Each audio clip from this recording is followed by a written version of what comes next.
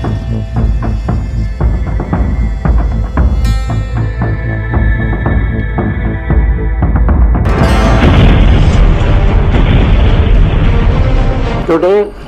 3 underground nuclear tests in the Pokhran range. पूरी दुनिया ने तब एटम बम की अहमियत को समझा जब अमेरिका ने वर्ल्ड वॉर 2 के दौरान जापान के 2 शहर हिरोशिमा और नागासाकी के ऊपर 2 एटम बम फैटमैन और लिटिल बॉय को गिराया था। तब इसकी ताकत सभी देशों को हैरान कर दिया और एक हफ्ते के अंदर जापान ने भी अनकंडीशनल सरेंडर कर दिया, जिसकी वजह से एलाइज को जीत हासिल हुई और वर्ल्ड वॉर 2 खत्म हो गया। उन दिनों भारत के legendary scientist doctor Homi Jahangir Bhabha nuclear research के ऊपर काम कर रहे थे। उनकी कोशिश ये थी कि भारत को वो एक एटॉमिक पावर बना सकें, पर उसके लिए भारत सरकार ने कभी उनको परमिशन नहीं दी थी। चाइना जब अचानक से 1962 में भारत के ऊपर हमला कर देता है, उसके बाद भारत सरकार डॉक्टर भाभा की बात को मानने के लिए मजबूर हो गए और अचानक से ये खबर आई कि 1964 में चाइना जो है वो अपना न्यूक्लियर टेस्ट करके सक्सेसफुली कंडक्ट कर लेता है। भारत अभी चाइना से मिली हार को भुला भी नहीं पाया था कि अचानक से 1965 और 1971 में पाकिस्तान भारत के ऊपर हमला कर देता है। यहाँ तक कि 1971 की वार में पाकिस्तान के साथ यूके और यूएस भी शामिल हो गए और दोनों ने समुद्री के रास्ते यानी कि अरेबियन सी से यूके और बे ऑफ बंगाल से यूएस ने भी जो है भारत को घेरने की कोशिश करते हैं। इस तरह से भारत तीनों तरफा युद्ध में घिर जाता, तो भारत ने यूएसएसआर से फौरन मदद मांगी। तो बिना देरी करते हुए यूएसएसआर ने भी अपने नेवी शिप्स को भारत की मदद के लिए इंडियन ओशन में भेज दिया और इसको देख यूके जो नेवी शिप्स हैं वो फौरन तुरंत ही वापस लौट गए, क्योंकि उसे भी पता था कि यूएस और यूएसएसआर के बीच वो पिस जाएंगे। यूएस नेवल शिप्स की यूएस टास्क फोर्स 74 अपने 75,000 टन की क्षमता और 70 फाइटर एयरक्राफ्ट के साथ बे ऑफ बंगाल में उतरने ही वाला था। वहीं अपना आईएनएस विक्रांत भी अपने 20,000 टन की क्षमता और 20 फाइटर जेट के साथ यूएस को मुंह तोड़ जवाब देने के लिए बे ऑफ बंगाल में शान से खड़ा था। पर जब यूएसएसआर के naval marine force cruiser destroyer nuclear warhead के साथ भारत के सपोर्ट में आ खड़े हुए, तब जाकर यूएस नेवल फोर्स ने बे ऑफ बंगाल में आने से पहले ही लौटने का फैसला कर लिया। जहां 1971 की जंग में भारत के जीत के पीछे सबसे बड़ा सपोर्ट यूएसएसआर का रहा, पर यहां हमारे भारत के लीडरों को यह पता चल गया कि भारत, पाकिस्तान और चाइना जैसे दुश्मनों का अगर सामना करना है तो न्यूक्लियर वेपन हमारे देश के लिए जरूरी है। वहीं अमेरिका ने न्यूक्लियर वार शुरू कर दिया, न्यूक्लियर एज को शुरू कर दिया, पर भारत को न्यूक्लियर पावर बनाने वाले होमी जहांगीर भाभा थे। जब अमेरिका ने हिरोशिमा और नागासाकी के ऊपर एटम बम गिराकर अपना पावर का शो ऑफ किया, तब होमी जहांगीर भाभा ने हमारे पीएम नेहरू को और कांग्रेस के लीडर्स को ये बता दिया था कि भारत को भी अब न्यूक्लियर पावर की तरफ कदम बढ़ाना चाहिए और उन्होंने ये कहा था कि इससे हम सिर्फ बॉम्ब ही नहीं बल्कि इलेक्ट्रिसिटी को भी प्रोड्यूस कर सकते हैं। और इसी बात को काफ़ी इंटरेस्टिंग तरीके से नेहरू ने लिया और इस प्रोग्राम को उन्होंने पीसफुल डेवलपमेंट के नाम से शुरू किया। प्रधानमंत्री नेहरू ने इसे केवल पावर जनरेशन तक ही सीमित रखने के लिए डॉक्टर भाभा से कहा था और भाभा ने 1954 में एटॉमिक एनर्जी एस्टेब्लिशमेंट ट्रॉम्बे की शुरुआत की थी। 1966 में एक बहुत ही दुखद घटना घटी। एक प्लेन क्रैश में डॉक्टर भाभा का जो है डेथ हो गया और उसके बाद एटॉमिक एनर्जी एस्टेब्लिशमेंट ट्रॉम्बे का नाम बदलकर भाभा एटॉमिक रिसर्च सेंटर यानी कि बार्क रख दिया गया और उसके बाद बाकी फिजिसिस्ट ने उनके काम को यानी कि न्यूक्लियर रिसर्च को फिर आगे बढ़ाना चालू रखा। इस समय हमारे देश की हालत अच्छी नहीं थी। आज़ादी के बाद भारत की इकोनॉमी इतनी अच्छी नहीं थी। इस समय हमारा देश यूएस और यूएसएसआर के ह्यूमैनिटेरियन एड से ही चल रहा था। ये वो समय था जब यूएसएसआर, यूके और फ्रांस सभी ने अपना जो न्यूक्लियर बॉम्ब बना के उसका सफल टेस्टिंग कर चुके थे और उसके फौरन बाद ही चाइना ने भी इस टेक्नोलॉजी को हासिल करके उसका सही से टेस्ट कर लिया था। इसके बाद भारत की पड़ोसी होने के नाते भारत के ऊपर एक प्रेशर बनने लगा कि चाइना से अगर देश को सुरक्षा रखना है तो हमें भी इस दिशा में और हमारी डिफेंस को कहीं ना कहीं और थोड़ा ज़्यादा दुरुस्त करना चाहिए। पड़ोसी देश चाइना का ताकतवर बनना हमारे लिए कहीं ना कहीं एक खतरे की घंटी बन रही थी, क्योंकि 1962 में बॉर्डर डिस्प्यूट को लेकर भारत और चाइना के बीच एक वार हो चुका था और इसमें भारत को हार का सामना करना पड़ा था और ये एक अलग सा मजबूरी बन चुका था हमारे लिए, हमारे देश के लिए, कि हमें भी एटम बम बनाने की ज़रूरत है। जवाहरलाल नेहरू का लिया हुआ फैसला यानी कि भारत कभी भी न्यूक्लियर वेपन नहीं बनाएगा, ये जैसे ही सरकार बदल गई वो फैसला भी बदल गया। और जैसे ही लाल बहादुर शास्त्री भारत का प्रधानमंत्री बने 1966 में, तो सभी साइंटिस्टों को ये बता दिया गया कि भारत को अब न्यूक्लियर वेपन की तरफ काम करना है और सभी साइंटिस्टों को ये पता चल गया कि हमें अब वेपन की तरफ हमें उस दिशा में आगे बढ़ना है। इस समय 5 न्यूक्लियर पावर्ड कंट्रीज जो थे उन्होंने एक नॉन प्रोलिफरेशन ट्रीटी बनाई, जिसमें ये लिखा था कि एनपीटी के सदस्य जो है वो न्यूक्लियर वेपन को और बढ़ने नहीं देंगे, यानी कि कोई दूसरा देश ये न्यूक्लियर वेपन और बना नहीं सकता। इस दोहरे चरित्र से भारत काफ़ी नाराज हुआ और इस ट्रीटी में भारत ने साइन नहीं किया और उसके बाद भारत ने ये डिसाइड किया कि वो खुद ही इस न्यूक्लियर वेपन को डेवलप करेगा, पूरी तरह से खुद के ऊपर रिलायबल होकर। इसी बीच हमारे प्रधानमंत्री लाल बहादुर शास्त्री का देहांत हो जाता है और उसके बाद सत्ता जो है इंदिरा गांधी के पास आ जाती है और वो भी इस काम को जारी रखते हैं। 1972 में जब वो भाभा एटॉमिक रिसर्च सेंटर जाते हैं तो वहाँ पर साइंटिस्टों को उन्होंने न्यूक्लियर वेपन बनाने के लिए पूरी ग्रीन सिग्नल दे देते हैं।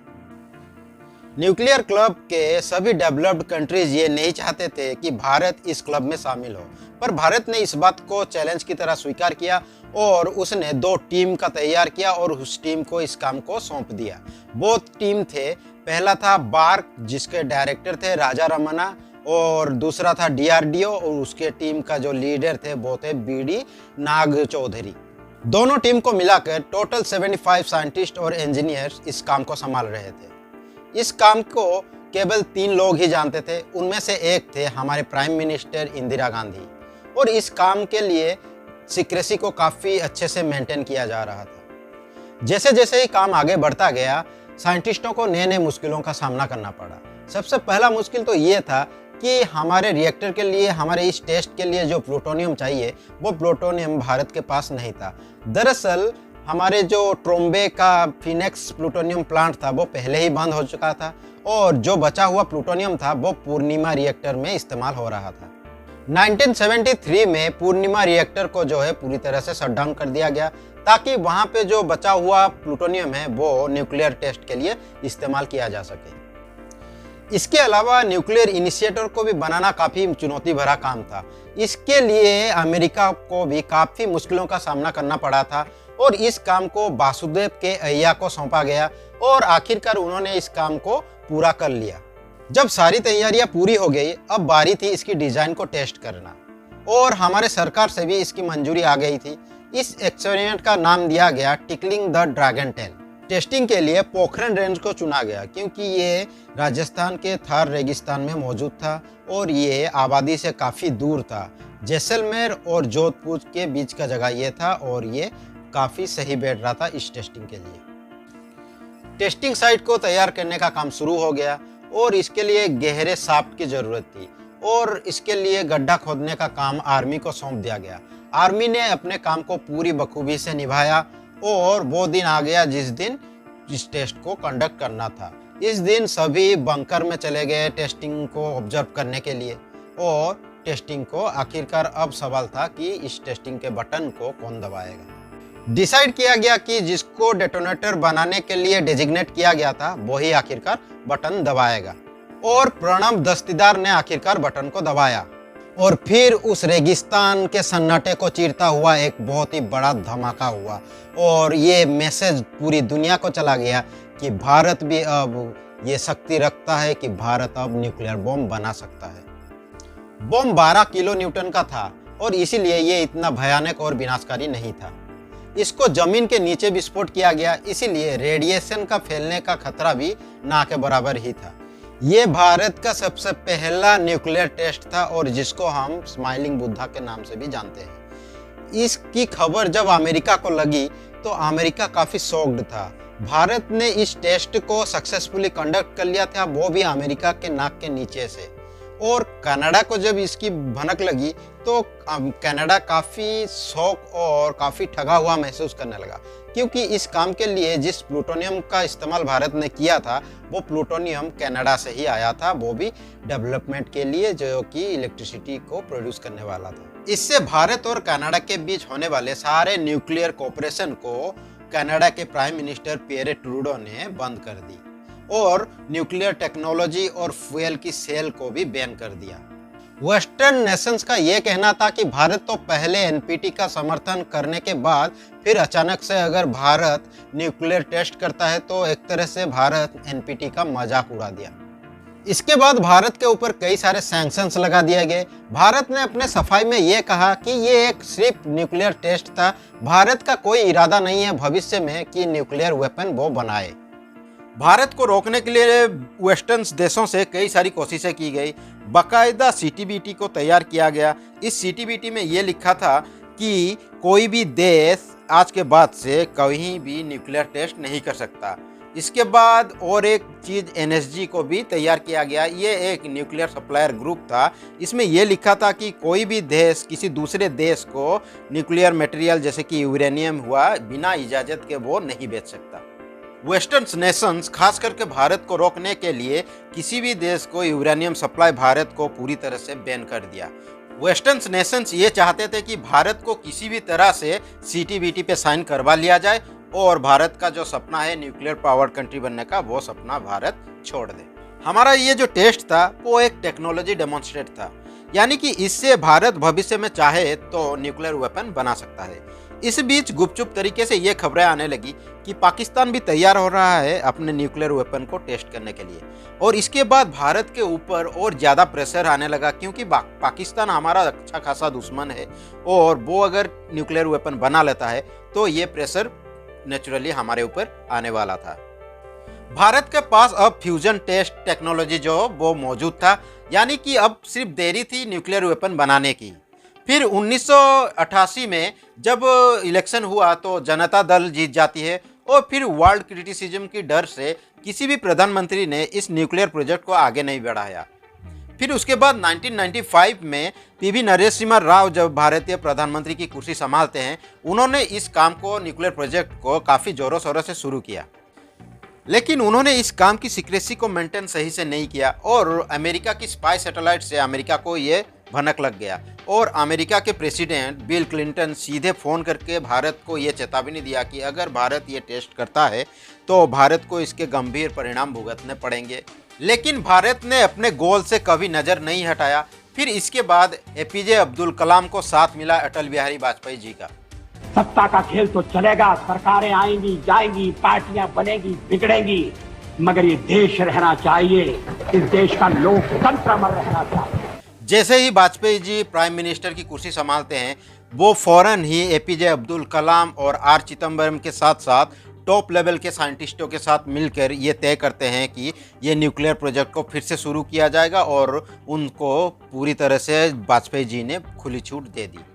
पर अफसोस ये थी कि उनकी सरकार सिर्फ 13 दिन में ही गिर गई और ये प्रोजेक्ट फिर से वहीं का वहीं रुक गई। 1998 में जब फिर से वाजपेयी जी ने भारत की प्रधानमंत्री की कुर्सी संभाली, उन्होंने बिना देरी करते हुए तुरंत ही इस न्यूक्लियर प्रोजेक्ट को हरी झंडी दे दी। Lot of pressure, geopolitical pressure. But he took a decision. India will go ahead with the test. इस काम में बड़ा रोल डीआरडीओ के head APJ Abdul Kalam, bark के हेड अनिल काकोडकर और डिपार्टमेंट ऑफ एटॉमिक एनर्जी के हेड आर चिदम्बरम का था। इस काम में सबसे बड़ा चैलेंज तो ये था कि इस काम को सीआईए के नाक के नीचे से, वो भी पोखरन जैसे खुले रेगिस्तान में करना, जहाँ पे एक छोटी सी हलचल भी आसानी से नज़रों में आ जाती है, ये काफ़ी बड़ा टास्क था जो कि इंडियन साइंटिस्ट की सरदर्द बना हुआ था। यानी कि इस काम की सीक्रेसी को काफ़ी कड़े से मेंटेन करना था। इस काम के लिए सबसे पहले तो आर्मी की 58th इंजीनियर रेजिमेंट को चुना गया। इनके ऊपर साइट को प्रिपेयर करने की जिम्मेदारी के साथ इस काम की सीक्रेसी को मेंटेन रखने की भी जिम्मेदारी थी। आर्मी ने अपने काम को पूरी बखूबी से निभाया और CIA की सैटेलाइट से बचने के लिए आर्मी ने सैंड्यूल्स का इस्तेमाल किया। टेस्ट साइट में जब भी साइंटिस्ट काम करते थे वो एक दूसरे से कोड वर्ड में बात करते थे और एक दूसरे को कोड नेम से बुलाया करते थे। जैसे अब्दुल कलाम को मेजर जनरल पृथ्वीराज और R चिदम्बरम को मेजर जनरल नटराज से बुलाया जाता था। सभी साइंटिस्ट साइट्स पर आर्मी यूनिफॉर्म में काम करते थे और ज़्यादातर काम रात को ही किया जाता था, क्योंकि इससे अमेरिका की स्पाई सैटेलाइट की विजन पावर के ऊपर इम्पैक्ट पड़ता था और इसीलिए सॉफ्ट डिगिंग का काम भी ज़्यादातर रात को ही किया जाता था। वापस सैटेलाइट जब पोखरण रेंज के ऊपर फोकस करने से पहले ही हर इंस्ट्रूमेंट और ऑब्जेक्ट को पहले जैसे ही एग्जिस्टिंग पोजीशन पर रख दिया जाता था। CIA को इस टेस्ट की भनक ना लगे इसके लिए वहाँ पे आर्टिफिशियल वेजिटेशन उगाया गया था और सेंसर केबल को रेत से ढक दिया जाता था, साथ शाफ्ट को कैमोफ्लेज से ढक दिया जाता था। आर्मी ने वहाँ पे दूसरा एक डाइवर्जन क्रिएट किया था। आर्मी ने वहाँ पे एक क्रिकेट टूर्नामेंट का आयोजन किया हुआ था, यानी कि इससे CIA को लगे कि वहाँ पे कोई क्रिकेट टूर्नामेंट चल रहा है और फिलहाल के लिए वहाँ पे न्यूक्लियर टेस्ट जो है बंद है। टेस्टिंग का काम धीरे धीरे चल रहा था और सीक्रेसी को काफ़ी इम्पोर्टेंस दिया गया था। यहाँ आने वाले सभी साइंटिस्ट कभी भी फ्लाइट को अपने नाम पे बुक नहीं करते थे और यहाँ पे एक साथ साइट पे ज़्यादा साइंटिस्ट को रहने की अनुमति भी नहीं थी। सभी टीम के बीच अच्छे कोऑर्डिनेशन की वजह से सभी तैयारियां आखिरकार पूरी कर ली गई। यहाँ बार्क ने भी अपनी बॉम्ब को पूरी तरह से तैयार कर लिया था। 1 मई 1998 को फिर इंडियन एयरफोर्स की मदद से इन्हें जैसलमेर तक लाया गया, फिर वहाँ से 4 ट्रक की मदद से पोखरण तक पहुंचाया गया। इस बीच इन बॉम्ब का नाम व्हाइट हाउस रखा गया था और इनको ज़्यादा सिक्योरिटी भी नहीं दी गई। इसकी वजह से इनकी पकड़े जाने की चांसेस नहीं रही। जैसे ही ये बॉम्ब पोखरण तक पहुंचे इनको तुरंत ही बिना देरी करते हुए शाफ्ट में सेट कर दिया गया। टेस्टिंग के दिन साइंटिस्टों को काफ़ी देर इंतजार करना पड़ा, क्योंकि हवाएं जो हैं वेस्ट की तरफ बह रही थी, यानी कि अगर विस्फोट हुआ तो रेडिएशन पाकिस्तान की तरफ जाने का खतरा था। फिर 3:45 पर जैसे ही हवाएं रुकी वहां पर धमाका हुआ। वहां पर एक नहीं बल्कि 3 धमाके हुए, यानी कि भारत वहां पर 3 न्यूक्लियर डिवाइस को टेस्ट कर कर पूरी दुनिया में इतिहास रच दिया था। भारत ने किसी बाहरी मदद के बिना इन टेस्ट को अंजाम दिया और सक्सेसफुली इनको टेस्ट भी किया और इससे बाहरी देश यानी कि अमेरिका और बाकी न्यूक्लियर पावर्ड कंट्रीज सारे शॉक्ड थे और भारत ने उसके बाद 11 मई के बाद 13 मई को ऐसे और 2 टेस्ट करके पूरी दुनिया को अपनी ताकत का एहसास करवा दिया था। अभिनंदन होना चाहिए वैज्ञानिकों का, उन इंजीनियरों का जिन्होंने पोखरण में जो कुछ हुआ उसे सफलतापूर्वक करके दिखाया। इस ऑपरेशन को ऑपरेशन शक्ति का नाम दिया गया। जहां पर हमारे देश में चारों तरफ खुशी का माहौल था, वहीं वेस्टर्न नेशन में मातम फहरा हुआ था। मातम मनाने में अमेरिका, फ्रांस, यूके, कनाडा और उनके साथ जापान भी था, जिसने कि इसका विरोध किया था। यहां तक अमेरिका ने इसको एशिया के लिए खतरा भी बता दिया था। India's action threatens the stability of Asia and challenges the firm international consensus to stop all nuclear testing. So again, I ask India to halt its nuclear weapons program and join the 149 other nations that have already signed the Comprehensive Test Ban Treaty. United action by the Security Council means the international community finds India's actions unacceptable. लेकिन इन सब के बाद भी हमारे प्रधानमंत्री अटल बिहारी वाजपेयी जी ने पूरी दुनिया के सामने अपने पक्ष को काफी सूझबूझ के साथ रखा था। हम परमाणु हथियारों का प्रयोग करने में पहल नहीं करेंगे। एटमी हथियार रक्षा के लिए भी हो सकते। अब्दुल कलाम ने भी प्रेस कॉन्फ्रेंस में ये बताया था कि भारत इन टेस्ट को अपनी देश की सुरक्षा के लिए बना रहा है।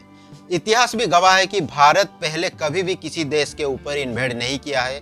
ऐसा हो चुका है कि वो दूसरे देश हैं जिन्होंने भारत के ऊपर आक्रमण किया है।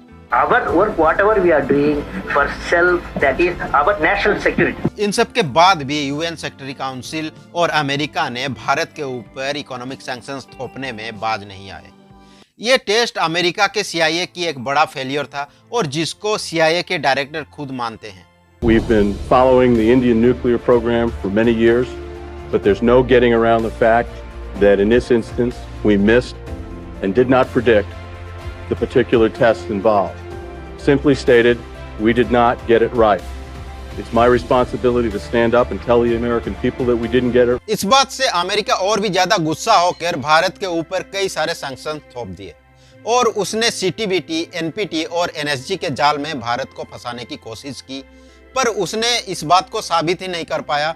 और सीटीबीटी में यह लिखा था कि किसी भी देश कहीं पर भी यानी कि जल, थल और आकाश में न्यूक्लियर टेस्ट नहीं कर सकता, पर भारत ने इसको मिट्टी के नीचे यानी कि जमीन के नीचे टेस्ट किया था और भारत ने एनपीटी को साइन ही नहीं किया था। तो इसीलिए अमेरिका को काफी मुश्किलों का सामना करना पड़ा इन सैंक्शंस को भारत के ऊपर लगाने के लिए। एनसीजी के तहत अमेरिका ने भारत के ऊपर दूसरे देशों से न्यूक्लियर रिसोर्सेज को सप्लाई करने के आरोप में फंसाने की कोशिश की, पर यहाँ पर भारत ने सारे न्यूक्लियर रिसोर्सेज को अपने ही देश में बनाया था या फिर डिजाइन किया था, इसीलिए अमेरिका को काफी मुश्किल हुआ इसको साबित करने के लिए। अमेरिका ना चाहते हुए भी भारत का कुछ नहीं कर पाया और भारत आज अपने बलबूते पे एक न्यूक्लियर पावर्ड कंट्री बन चुका है। आई होप कि आपको वीडियो इंटरेस्टिंग और अच्छा लगा होगा, तो चैनल को सब्सक्राइब कर दीजिए क्योंकि इस चैनल की सब्सक्राइब हमारे लिए काफ़ी मददगार साबित होती है। तो मिलते हैं अगले वीडियो में, तब तक के लिए जय हिंद।